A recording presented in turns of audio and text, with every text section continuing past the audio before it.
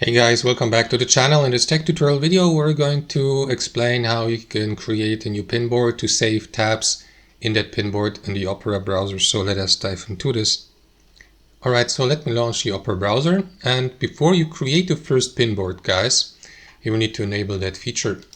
So to enable it, navigate to browser settings through that icon in the top left, navigate to pinboards or to settings here, and inside your browser settings navigate to features, scroll down to pinboards and enable them by switching them on here. Next, what you want to do is click into that icon again and select pinboards. Here you will be redirected to that menu, pinboard. So what you want to do is click into new pinboard here, click into that plus button, give it a title, type in something, and you may, for instance, also insert an image or a hyperlink here, and that is going to add a card into your pinboard. Now if you like, you can rename the pinboard here at the top.